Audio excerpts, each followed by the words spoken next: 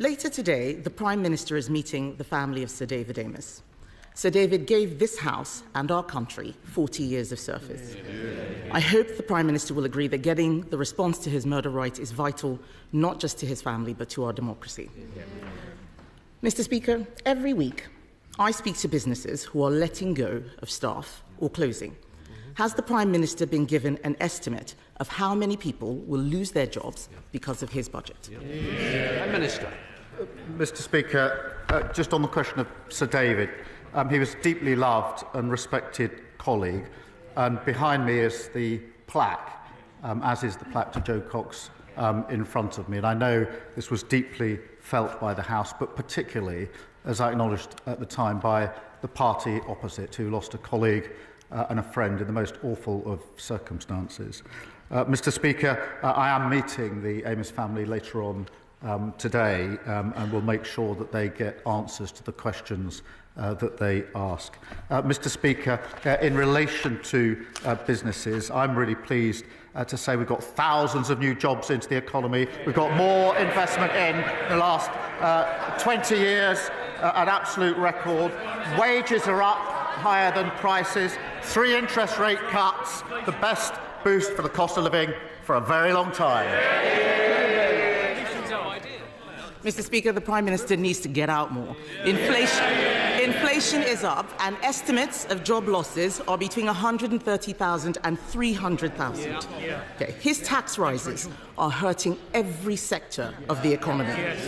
Things are getting worse for nurseries. Nurseries are writing to stressed parents right now, telling them that fees will go up because of his jobs tax. Can he explain how more expensive childcare is good for the economy or for working families struggling to make ends meet? Well, Mr. Speaker, we're putting in childcare. Look at the breakfast clubs, 2 in her constituency. But she's rather forgetting the $22 billion black hole that they left, that we had to deal with. That's why we had to take the necessary but right measures we did in the budget.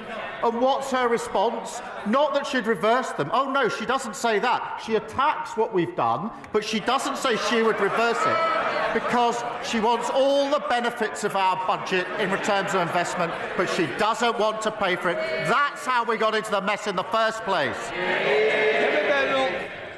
Mr. Speaker, the Prime Minister is out of touch because he should know that nurseries are charging over £2,000 for full-time care. That's £24,000 a year after tax, and he's talking about 60p breakfast clubs. He has no idea what people out there are experiencing, and it is not just the families. Even councils must pay his jobs tax. To cope with it, the average council tax bill is increasing by over £100 in April, after he promised to freeze it. Hard-working families' money is going to the Chancellor instead of social care and fixing potholes. Why should these families pay more for less? Well, she really shouldn't denigrate what she calls, I think, 60p breakfast clubs. She should be welcoming them. And she asked about council tax, Mr. Speaker. The Tories put up council tax every year for 12 years. Their manifesto, Tory LGA manifesto, government should remove the caps on council tax. And then Hampshire Council, Tory, wanted a 15% increase. We said no. Slough Council, again, Mr. Speaker, Tory, wanted 3%. We said no. Windsor and Maidenhead, Tory, now Lib Dem, wanted 25%. We said no. We're the ones that are doing the right things to get this country on the right track. Mr. Speaker, the point is he promised to freeze, and they are going up.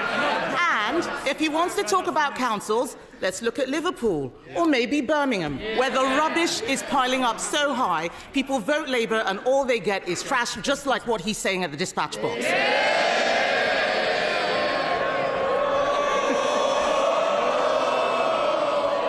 People all over the country are suffering, not just in Birmingham. Millions of elderly people have had their winter fuel payments snatched away. At the same time, care home fees are set to go up by a devastating £3,000 because of his jobs tax.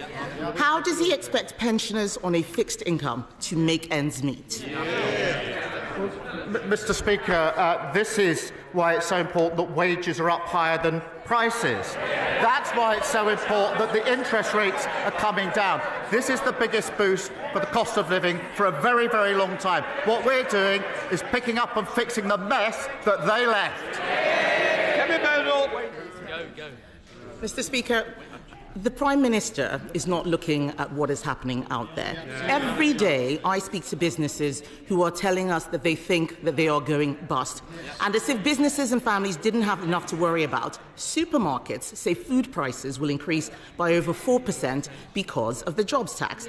And that's before we get to the immoral family farms tax on the very farmers who work so hard to produce our food. What does the Prime Minister have against farmers anyway? Does he not see that his budget is killing farming in this country and he is making life so much harder for everyone else?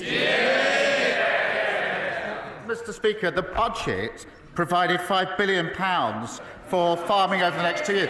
That is a record amount. We've set out the roadmap for farming, which has been welcomed by farmers.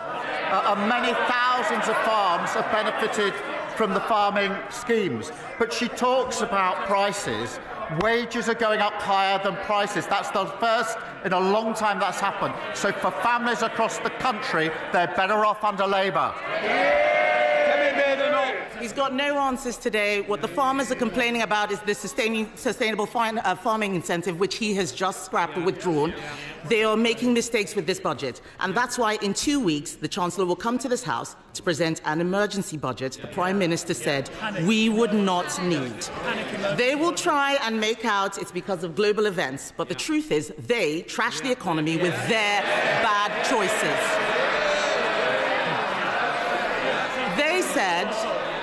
They said they'd look after pensioners. Then they snatched winter fuel payments. They said that they would be pro-business, but they hiked taxes on jobs. And he, Mr. Speaker, he promised to freeze council tax, but it's going up by £100. This is a high-tax, low-growth, job-killing government.